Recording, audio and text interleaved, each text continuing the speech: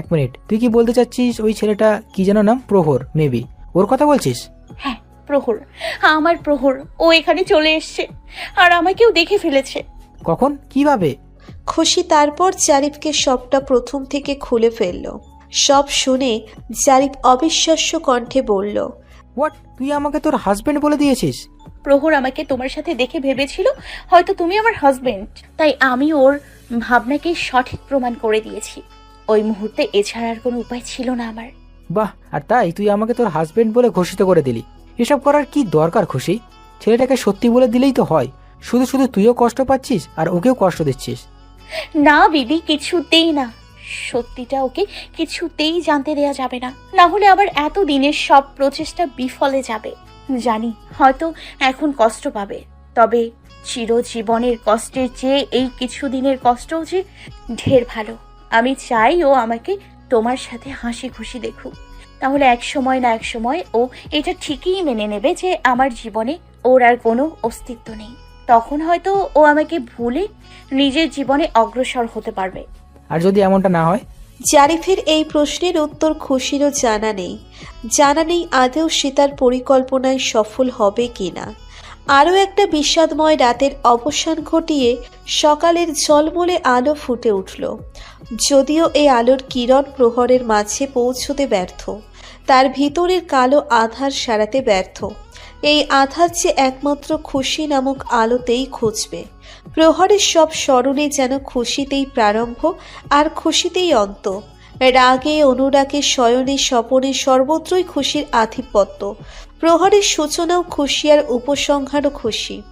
তাই তো প্রহরের ভাবনার জুড়ে শুধু তারই পদচারণ। দুই হাতে মাথা চেপে ধরে বসে আছে প্রহর। নেশার ঘোর কেটেছে, মনে পড়ে যাচ্ছে কাল রাতের কথা। কাল নেশার ঘোরে রাগের মাথায় খুশির সাথে অনেক বাজে বিহেভ করে ফেলেছে সে। অপরাধ বোধে তলিয়ে যাচ্ছে সে। কিভাবে পারলো খুশির সাথে অমন ব্যবহার করতে? ও যদি আবারও পালিয়ে যায় তাহলে কি করবো আমি? না না, ওকে আবারও হারাতে পারবো না আমি, কিছুতেই না। অস্থির মনে দ্রুত বেরিয়ে গেল খুশির খোঁজে। খুশিকে না দেখা পর্যন্ত শান্তি পাবে না ও। খুশির রুমের সামনে এসে দেখলো রুম লক করা। তার মানে খুশি ভেতরে নেই? তাহলে কি সত্যি সত্যি চলে গেল? না না, this time not can't B happened. প্রহর অশান্ত হয়ে চারিদিকে খুশিকে খুঁজতে লাগলো। রিসোর্টের কোথাও না পেয়ে প্রহর এবার বাইরে এসে বিচের দিকে গেল খুঁজতে। কিছুক্ষণ খোঁজার পর দেখা পেল খুশির। স্বস্তির নিঃশ্বাস ফেলল প্রহর। ওই তো সামনে ছাতা বিশিষ্ট চেয়ারে বসে আছে ওর প্রণয়নী। আনমনা হয়ে তাকিয়ে আছে সামনের বিশাল সমুদ্রের দিকে। বাতাসে তার খোলা চুলগুলো উঠছে। প্রহর খুশির দিকে যেতে নিয়েও আবার গেল না। এই মুহূর্তে ওকে ডিস্টার্ব না করাটাই ঠিক মনে হলো। প্রহর দূরে বসেই খুশিকে অবলোকন করতে লাগলো। ওর খুশিটা আর আগের মতো নেই। সেই প্রাণ চঞ্চলতা, দুরন্তপনা সব যেন গায়েব হয়ে গেছে। চেহারায় কেমন উদাসীনতা বিরাজ করছে। মুখটা কেমন ফ্যাকাশে হয়ে গেছে, অনেকটা শুকিয়েও গেছে। খুশির এই রূপান্তরিত রূপ প্রহরকে আরো দুমড়ে মুচড়ে দিচ্ছে। নিজের উপর চরম রাগ হচ্ছে। কাল রাতে করা ওর কাজের জন্যেই হয়তো খুশি এত আপসেট। প্রহর বুঝতে পারছে ওর খুশি ভালো নেই, থাকবেই বা কি করে। প্রহরের খুশি তো শুধু প্রহরের কাছেই ভালো থাকবে, আর কারোর কাছে না। প্রহর আর খুশি দুজন দুজনের পরিপূরক। একজনকে ছাড়া আর একজনের ভালো থাকতেই পারে না। হঠাৎ প্রহরের নজর গেল খুশির হাতের দিকে। হাতে ব্যান্ডেজ দেখে বুক কেঁপে উঠল ওর। কি হয়েছে খুশির হাতে? কাল রাতে তো ঠিকই ছিল, তাহলে হঠাৎ কি হয়ে গেল? ওই রাস্কেলটা আবার কিছু করলো না তো খুশির সাথে? যদি ওই রাস্কেলটা কোনো কারণে খুশিকে আঘাত করে থাকে তাহলে ওর আয়ুকাল সমাপ্ত হয়ে এসছে। ডাউন প্রহর, কোনো কিছু না জেনে আগেই কোনো স্টেপ নেওয়া ঠিক হবে না, এতে খুশির আরো ক্ষতি হতে পারে। তবে খুশির এই মলিন চেহারা প্রহরের সহ্য হচ্ছে না। আপাতত খুশির মুখে একটু হাসি কিভাবে ফোটানো যায় সেই চিন্তা করছে প্রহর। তখনই পাশে তাকিয়ে দেখলো কিছু বাচ্চারা বেলুন দিয়ে খেলছিল। প্রহর বাচ্চাগুলোকে ডেকে কানে কানে কিছু বলল। বাচ্চারা মাথা চাকিয়ে সবাই দৌড়ে খুশির সামনে গেল। খুশির সাথে ওরা বেলুন দিয়ে খেলতে লাগলো। মাসুম বাচ্চাদের সাথে খুশির ঠোঁটে আপনা আপনি এক চিলতে হাসি ফুটে উঠল। আর খুশির ঠোঁটের এই সামান্য হাসিটুকুই যেন প্রহরের মনে এই বিশাল সমুদ্রের জলরাশির সমান তৃপ্ততা বয়ে আনলো। তখনই ফাহিম এসে প্রহরের পাশে বসে বলে উঠল, কি করছিস তুই ইয়ার? খুশিকে জোর করে এখানে রেখে তুই কি করতে চাইছিস? প্রহর খুশির দিকে তাকিয়ে থেকেই বলে উঠল, কি আবার করব? আমার খুশিকে আমার কাছে ফিরিয়ে আনবো, ব্যাস। আর কি? প্রহর, তুই কেন বুঝতে পারছিস না? খুশির বিয়ে হয়ে গেছে, ও এখন অন্য কারোর সাথে হাসি খুশি ভাবে সংসার করছে। তুই কেন ওর লাইফে কমপ্লিকেশন ক্রিয়েট করতে চাচ্ছিস? প্রহর ফাহিমকে খুশির দিকে ইশারায় দেখিয়ে বলল, হাসি খুশি? কিসের হাসি খুশি? তুই একটু ভালো করে দেখ তো খুশিকে, দেখ কোথায় ওকে হাসি খুশি দেখাচ্ছে। আর ওকে তো খুশিই মনে হচ্ছে না, মনে হচ্ছে অন্য কেউ। ওর মাঝে তুই আগের খুশির মতো কিছু খুঁজে পাচ্ছিস? যে খুশি সবাইকে তার উদ্দীপনায় মাতিয়ে রাখতো, সেই খুশি আজ নিজেই হারিয়ে গেছে। तुम मेरे इस पल मेरे हो, कल शायद ये आलम न रहे, कुछ ऐसा हो तुम ना रहो, कुछ ऐसा हो हम ना रहे, ये रास्ते अलग हो जाए, चलते चलते हम खो जाए।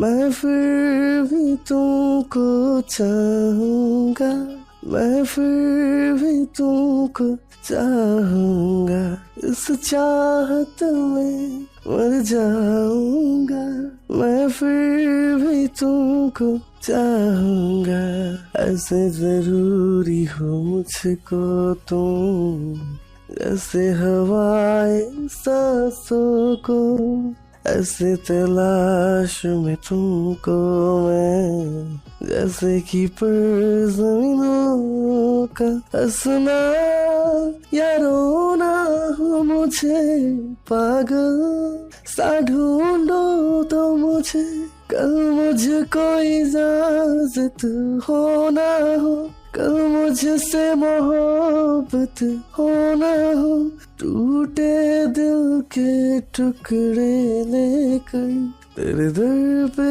ही रह जाऊंगा। मैं फिर भी तुमको चाहूंगा, मैं फिर भी तुमको चाहूंगा, इस चाहत में मर जाऊंगा, मैं फिर भी तुमको चाहूंगा। তুই কি বলতে চাইছিস? দেখ, আমি যা বোঝার বুঝে গেছি। আমি বুঝতে পেরেছি হয়তো খুশির ফ্যামিলি ওকে জোর করে বা কোনো রকম ইমোশনাল ব্ল্যাকমেল করে ওকে এই বিয়ে করতে বাধ্য করেছে, আর এই কারণেই ও এইভাবে আমার জীবন থেকে গায়েব হয়ে গেছে। তবে আমি জানি আমার খুশি অন্য কারোর সাথে কিছুতেই ভালো থাকতে পারে না, ও শুধুমাত্র আমার সাথেই সুখী হবে। তাই যে করেই হোক না কেন আমার খুশিকে আমি আবারও আমার কাছেই ফিরিয়ে আনবো, এবার আর হারাতে দেবো না ওকে। ফাহিম আর কিছু বলল না ওকে, জানে বলে লাভ নেই। প্রহর খুশির জন্য দিওয়ানা, খুশির জন্য ও পাগলামির সর্বসীমা ছাড়িয়ে যাবে, কারোর কোনো কথাই মানবে না। বাস শুধু আশা করা ছাড়া আর কোনো উপায় নেই। ফাহিম একটু পিছিয়ে এসেছে ঘুরতে, প্রহর তো ওর কাজেই মত্ত, তাই ফাহিম আপাতত ওর বাকি বন্ধুদের সাথে এসেছে। সমুদ্রের পানিতে দাঁড়িয়ে টুকটাক আড্ডা দিচ্ছে বন্ধুদের সাথে। সব পর্যটকেরা যার যার মতো আনন্দ উল্লাসে মাতোয়ারা, কেউ পরিবারের সাথে, কেউ বন্ধু বান্ধবদের সাথে, আবার কেউ বা এসেছে তাদের নববিবাহিত জীবনের কিছু সুন্দর মুহূর্ত গড়তে। এমনই এক ফ্রেন্ড সার্কেল ফাহিমদেরকে কিছুটা দূরে আড্ডা দিচ্ছে। সবাই মিলে হই হুল্লোড়ে মেতে উঠেছে, তবে ওদের মাঝে একটা মেয়ে ওর নজর আকৃষ্ট করেছে। না, মেয়েটার রূপের সৌন্দর্যে আকৃষ্ট হয়নি ফাহিম, যদিও মেয়েটা যথেষ্ট সুন্দর। তবে ফাহিমের কৌতূহলের কারণ হলো মেয়েটিকে কেন যেন ওর চেনা চেনা মনে হচ্ছে কোথায় যেন দেখেছে ও মেয়েটাকে। ফাহিম ব্রেনের হার্ড ডিস্কে সার্চ মারল, মেয়েটাকে কোথায় দেখেছে সেটা মনে করার চেষ্টা করছে। অতঃপর সফল হলো তার প্রচেষ্টায়। মনে পড়ল কোথায় দেখেছে সে মেয়েটাকে, আর মনে পড়তেই ভ্রু কুঁচকে এলো ফাহিমের। এই মেয়ে এখানে এভাবে? ফ্ল্যাশব্যাক, মাসখানেক আগের কথা।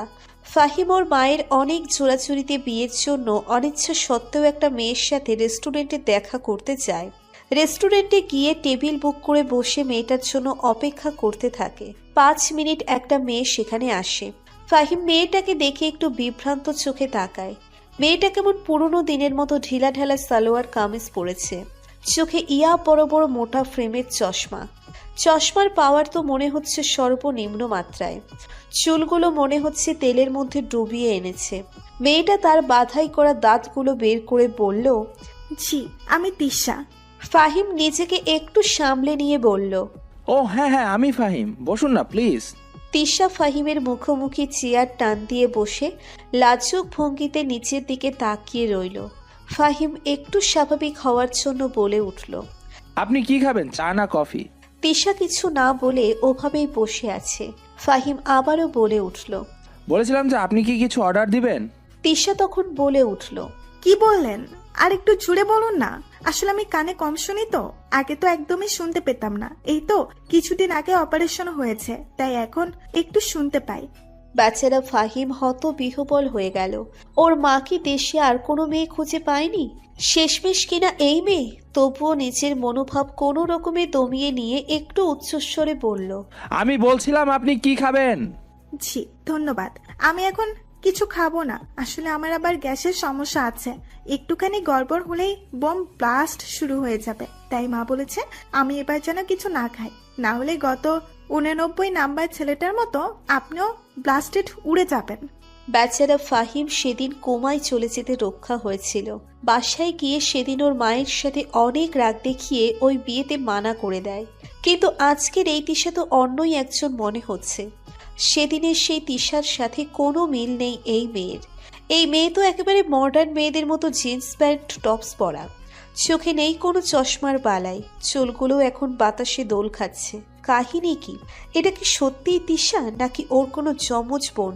বিষয়টা খতিয়ে দেখার কৌতূহল দমিয়ে রাখতে না পেরে ফাহিম মেয়েটার দিকে এগিয়ে গেল। মেয়েগুলোর কাছাকাছি যেতেই ওদের কথোপকথন কানে এলো ফাহিমের। তিশার এক বান্ধবী বলছে, ওয়াও ইয়ার, কত মজা হচ্ছে। আমার তো এখান থেকে যেতে ইচ্ছে করছে না। সব তোর জন্য হয়েছে তিশা, থ্যাঙ্কস ইয়ার। তিশার টাকায় ফাহিম শিওর হলো এই মেয়েটিই তাহলে তিশা। এবার তিশা বলে উঠল, মেনশন নট দোস্ত। আরে আমিও তো এই ফ্রেমড লাইফ চাই, তাই তো কোনো বন্ধনে আবদ্ধ হই না। দেখিস না বাবা মার আনা ছেলেগুলোকে কিভাবে ভাগাই, আমও খাই লাঠিও ভাঙে না। এমন নাটক করি যে ছেলেগুলো নিজে থেকেই বিয়েতে মানা করে দেয়, আর মাঝখানে আমি দুখিয়ারি সব সিম্প্যাথি পেয়ে যাই। আর আমার মন ভালো করার জন্য বাবা আমাকে ট্রিপে পাঠিয়ে দেয়। এটা হলো তিশার ক্যালমা। পেছন থেকে সব শুনে ফাহিম হতভম্ব হয়ে গেল। মানে এই মেয়েটা ওকে এভাবে উল্লু বানিয়ে দিয়েছে? একে তো আমি মজা দেখাচ্ছি। অনেক শখ না দুখিয়ারি সাজার, এবার দেখাবো আমার ক্যালমা। ফাহিম বাঁকা হেসে মাথায় কিছু শয়তানি বুদ্ধি আঁটতে লাগলো। রাত 8টা, জানুয়ারি মাসের প্রথম দিন আজ। তীব্র শীত চারিদিকে, হিমশীতল বাতাসে শরীর যেন জমে যাওয়ার উপক্রম। রুমের ভিতর বসে বসে ভালো লাগছিল না খুশির, তাই গায়ে একটা চাদর জড়িয়ে হাঁটতে হাঁটতে বাইরের দিকে এলো। বাইরে এসে দেখলো রিসোর্টের খোলা জায়গায় অনেক ছেলে মেয়ে আগুন জ্বালিয়ে বসে আড্ডা দিচ্ছে। কেউ আবার গিটার বাজিয়ে গান ধরেছে। বিষয়টা খুশির ভালোই লাগলো। খুশিও এগিয়ে গিয়ে ওদের মাঝে বসলো। সবার সাথে টুকটাক কথা বলতে লাগলো। কিছু সময় অতিবাহিত হওয়ার পর ওখানে প্রহরও এসে উপস্থিত হলো। সেও ওখানে বসে খুশিকেই অবলোকন করতে লাগলো। প্রহরকে দেখে খুশি একবার উঠে যেতে চাইলো, আবার ভাবলো এভাবে উঠে গেলে হয়তো আরো রেগে যেতে পারে প্রহর, তখন সবার সামনে উল্টোপাল্টা কোনো কিছু করে বসবে। অগত্যা ওভাবেই বসে রইল খুশি। প্রহরের নজর খুশিতেই আবদ্ধ। আগুনের প্রজ্বলিত আলোয় খুশির মায়াবী মুখখানা জলজল করছে। যে আলোয় মোহময় হচ্ছে প্রহরের মন বাগান। খুব ইচ্ছে করছে পাগলিটাকে বুকের মাঝে নিয়ে এ বুকের দহন মেটাতে, সমুদ্র কিনারে তাকে নিয়ে চন্দ্র বিলাস করতে, কিন্তু শত ইচ্ছে থাকা সত্ত্বেও পারছে না তা করতে। কেন এত বাধা বিঘ্নতা ওদের মাঝে? হঠাৎ পাশের একটা ছেলের কথাই ভাবনায় ছেদ পড়ল প্রহরের। এখানকার অনেকেই প্রহরকে চেনে। তাদের মাঝে একটা ছেলে প্রহরের দিকে গিটার এগিয়ে দিয়ে বলল, ভাই একটা গান শোনান না, আমাদের সবার রিকোয়েস্টে প্লিজ। প্রহর একবার খুশির দিকে তাকালো, তারপর গিটারটা হাতে তুলে নিল। খুশির পানে দৃষ্টি রেখে তাদের ভালোবাসাময় মধুর স্মৃতিগুলো মন করে গেয়ে উঠল। तुम मेरे इस पल मेरे हो गल शायद ये आलम न रहे कुछ ऐसा हो तुम ना रहो, कुछ ऐसा हो हम ना रहे, ये रास्ते अलग हो जाए, चलते चलते हम खो जाए। मैं फिर भी तुमको चाहूंगा, मैं फिर भी तुमको चाहूंगा, इस चाहत में मर जाऊंगा, मैं फिर भी तुमको चाहूंगा। ऐसे जरूरी हो मुझको तुम, जैसे हवाएं सांसों को, ऐसे तलाश में तुमको मैं, जैसे कि पर ज़मीनों का हंसना या रोना हो मुझे, पागल सा ढूंढो तो मुझे, कल मुझे कोई इजाजत हो ना हो, कल मुझसे मोहब्बत हो ना हो, टूटे दिल के टुकड़े लेकर तेरे दर पे ही रह जाऊंगा। मैं फिर भी तुमको चाहूंगा, मैं फिर भी तुमको चाहूंगा, इस चाहत में मर जाऊंगा, मैं फिर भी तुमको चाहूंगा। প্রহরের গানের মাঝে তার আহত হৃদয়ের বেদনার সুর ভেসে উঠেছে, চোখে ভেসে উঠেছে মর্ম বেদনার লাল লালিমা। খুশির পক্ষে আর সহ্য করা অসম্ভব। প্রহরের এই নিদারুণ সুর তার সহ্য ক্ষমতার বাইরে। খুশি আর থাকতে না পেরে দ্রুত ওখান থেকে উঠে এলো, দৌড়ে এলো সমুদ্রের পাড়ে। নিঃশ্বাসটা কেমন আটকে আসছিল ওর, একটুখানি কাদার খুব দরকার ওর, না হলে দম আটকে মরে যাবে ও। খুশি মুখে হাত চেপে কাঁদতে লাগলো, তবে শান্তিতে বেশিক্ষণ এটাও করতে পারল না ও। প্রহর ওর পিছে এসে বলল, কি হলো, পালিয়ে এলে কেন? নাকি আমার কষ্ট সহ্য হচ্ছিল না তোমার? খুশি দ্রুত চোখের পানি মুছে ওখান থেকে চলে যেতে লাগলো, কিন্তু প্রতিবারের মতো ব্যর্থ হলো ও। প্রহর খুশির হাত ধরে আটকে দিয়ে পেছন থেকে জড়িয়ে ধরে বলল, কি হলো বলো না, কেন চলে এলে? নাকি আমার মুখোমুখি করার ক্ষমতা অর্জন করতে পারছো না? আমি জানি তুমি যাই বলো না কেন আমার কষ্ট তুমি আজও সইতে পারো না, তাই না? বলো, তাহলে কেন দূরে থাকছো, কেন কষ্ট দিচ্ছ আমাকে? খুশি অনেক জোর খাটিয়ে নিজেকে ছাড়িয়ে নিয়ে বলল, এমন কিছুই না, তুমি ভুল ভাবছো, যেতে দাও আমাকে। প্রহর আবারও খুশিকে নিজের সাথে আটকে নিয়ে কপালে কপাল ঠেকিয়ে অবুঝের মতো করে বলতে লাগলো, না ছাড়বো না, কিছুতেই ছাড়বো না আমি। খুশি ক্লান্ত হয়ে বলল, এমন কেন করছো প্রহর? তুমি তো অনেক আদর্শ আর নীতিবান ছেলে ছিলে, তাহলে এখন কি হয়েছে তোমার? এমন অশোভনীয় আচরণ কেন করছো? প্রহর ক্ষোভের সুরে বলল, কি লাভ হলো এত ভালো মানুষ হওয়ার? ভালো মানুষ হওয়ার প্রতিদান স্বরূপ তোমাকে হারালাম। তার চেয়ে তো আমিও তোমার মতো বেপরোয়া হলেই ভালো হতো। নিজেকে সংযত্ন না রেখে তোমাকে যদি একান্ত নিজের করে নিতাম, তাহলে হয়তো আজ তুমি আমার কাছেই থাকতে। তাই এখন যদি তোমাকে ফিরে পেতে আমাকে জঘন্য খারাপও হতে হয় না, তবু আমি হব। খুশি চমকে উঠে বলল, ফিরে পেতে মানে কি বলছো এসব? দেখো, তুমি কিন্তু বলেছিলে তুমি যদি আমাকে শাস্তি দিতে চাও তাই এখানে আটকে রেখেছো, তাহলে এই ফিরে পাবার কথা কোথা থেকে আসছে? প্রহর তিরস্কারমূলক হাসি দিয়ে বলল, শাস্তি? কিসের শাস্তি? যার নামে আমার প্রতিটা নিঃশ্বাস চলে তাকে কি শাস্তি দেব আমি? এই অন্তর্দেশ জুড়ে যার পদচারণ, তাকে কি শাস্তি দেব? যার দর্শন বিনা মরেও শান্তি পাবো না, তাকে কি শাস্তি দেব বলতে পারো? আরে শাস্তি তো আমি পাচ্ছি, তব বিনা অপরাধে। দিন রাত প্রতিটি মুহূর্ত পুরো পুরো ছাই হচ্ছে। আমি আর পারছি না। খুশি, প্লিজ ফিরে এসো আমার কাছে। আই প্রমিস, আমি কখনো তোমাকে কোনো প্রশ্ন করবো না, কখনো তোমার কাছে কোনো কৈফিয়ত চাইবো না। বাট আমার শুধু তুমি চাই খুশি, শুধুই তুমি। কথাগুলো বলতে বলতে প্রহরের চোখ ভরে এলো। প্রহর ধীরে ধীরে হাঁটু ভেঙে নিচে বসে পড়ল। দুই হাতে শক্ত করে খুশির কোমর জড়িয়ে ধরে পেটে মাথা ঠেকিয়ে আকুতি ভরা কণ্ঠে বলতে লাগলো, please Khushi, I can't live without you, please come to me, please please please. খুশির বুকটা যে দুমড়ে মুচড়ে যাচ্ছে। কঠোর আত্মমর্যাদা পূর্ণ প্রহরের এই নিদারুণ অবস্থা খুশি কিছুতেই সহ্য করতে পারছে না। বুকটা ফেটে যাচ্ছে ওর। যাকে নিজের থেকেও বেশি ভালোবাসে আজ তাকেই না চাইতেও কষ্ট দিতে হচ্ছে। খুশি আর সইতে পারল না। তাই কোনো রকমে নিজেকে ছাড়িয়ে আবারও ছুটে চলে গেল। প্রহর ওভাবেই বসে থেকে উচ্চস্বরে বলতে লাগলো, প্লিজ ঘুরিয়ে যেও না, কাম ব্যাক টু মি। একবার মনে করো সেই দিনগুলো, কত খুশি ছিলাম আমরা, কত মধুর ছিল সেই দিনগুলো। বলতে বলতে প্রহর বালির ওপরে চিত হয়ে শুয়ে পড়ল। খুশিকে পুরনো দিনের কথা বলতে বলতে নিজেও হারিয়ে গেল সেই মধুর দিনগুলোতে, যেখানে তাদের সুখের সীমা ছিল না। অতীত। সেদিন থেকেই সূচনা হয় প্রহর খুশির প্রেম কাব্যের। দুটি মনের মিলনের ছন্দপতনে মুখরিত হয় পবন মেলা। মেঘের ভেলায় চড়ে দুজন হারিয়ে যায় অচেনা কোনো রাজ্যে। সহস্র বলির ফুলঝুরি খুলে বসে, হাওয়ায় ভাসতে থাকে তাদের প্রেমানন্দের মিষ্টি সুভাষ। সেদিনের পর 1 মাস পার হয়ে গেছে। এই 1 মাসে প্রহরের সব বদলে যায়, বদলে প্রহরের জীবনধারা। প্রহরের জীবনে খুশি সত্যিকারের খুশির প্রলয় নিয়ে এসেছে। নিজেকে ওর এত সুখী আগে কখনোই মনে হয়নি। প্রহরের জীবন এখন খুশিময়। প্রেমের আরম্ভটা খুশির তরফ থেকে ছিল, তবে এখন প্রহর খুশির চাইতেও বেশি পাগল খুশির জন্য। খুশির প্রাণ চাঞ্চল্য, ওর পাগলামো সবই যেন প্রহরের এখন সুখের মূল মন্ত্র। খুশির ছোট ছোট বায়না, ওর আবদারগুলো পূরণ করাই এখন প্রহরের একমাত্র গুরু দায়িত্ব।